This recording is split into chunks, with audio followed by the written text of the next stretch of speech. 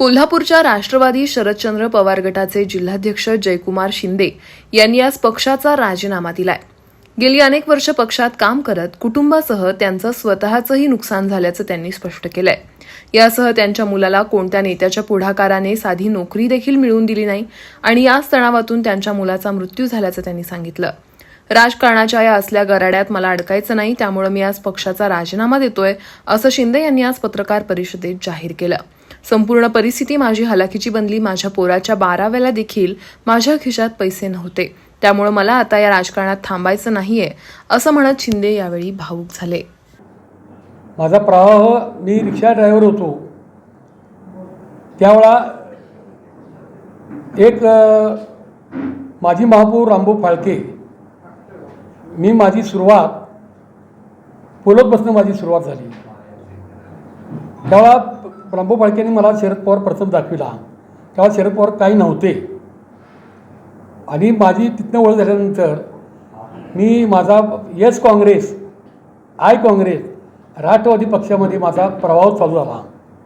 या राष्ट्रवादी पक्षामध्ये मी गेली 6 वेळा जिल्हा ग्रामीण उपाध्यक्षपद भोगलेलं आहे आणि आत्ता भोगतोय मी।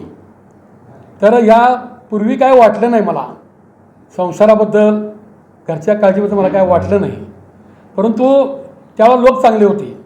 आदरणीय मला वाटते सदाशिवराव मंडलिक साहेब, बाबा कुपेकर साहेब, खानविलकर साहेब आणि आत्ताचे मालूराजे छत्रपती। तर मला काय संसाराला मंडलिक साहेब ती कहाणी सगळी मला ही मदत करायची, तेव्हा संसार माझा चालत होता। नंतर माझ्यावर जबाबदारी पडली। जबाबदारी पडल्यानंतर मला 2 मुली आणि एक मुलगा मुलगाचं M.Com झालेलं होतं। मुलगा मला म्हटला, पप्पा तुम्ही एवढं पक्षामध्ये काम करताय, एवढं करताय, पेपरला TV ला तुम्ही फक्त दिसता, तुमचं पोट भरते का पप्पा, आमच्या आयुष्यात काहीतरी बघा। आणि माझा एकुलता एक मुलगा मी जिल्हा बँकेमध्ये मुश्रीफ साहेबांकडे मी गेलो, त्यांना सांगितलं माझी परिस्थिती वाईट आहे, पोरगं M.Com झाले।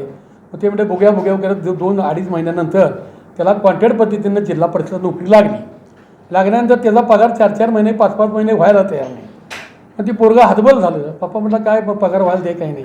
मी काही कागदला जायचा, मुश्रीफ साहेबांना सांगायचा, मग 2 महिन्याचा पगार मिळायचा आणि अशी परिस्थिती माझी जरा डेंजर होत चालली।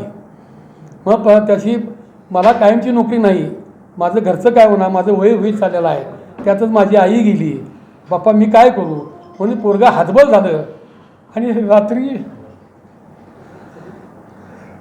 1:30-2 वाजता पोरगं आलं भाईनं आणि तिने गळफास हात लावून घेतला। जे मी प्रेत जाळत होतो, मी बऱ्याच लोकांचा अपघात झाल्यानंतर प्रेत न्यायचा, स्मशान मी जाळायचा। माझ्या पोरग्याची आत्महत्या केल्यानंतर मी घळून पडलो, तर मी स्वतःला सावरलं। ते पोरग्याला मी माझं पोरगं गेलं हे मला वाईट वाटते।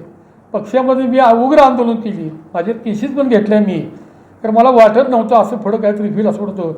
ह्या नेते मंडळीने माझ्यावर अगदी कानाडोळा पूर्ण केला, कानाडोळा तरी मी ते हरलो नाही, काही नाही। तर आता पुढचं दिवस कसा आहे, काय आहेत आणि पक्षामध्ये राहून आपण काय कमावलं आणि काय गमावलं, ह्या म्हणण्यासाठी मी राजीनामा, पक्षाचा आणि पदाचा राजीनामा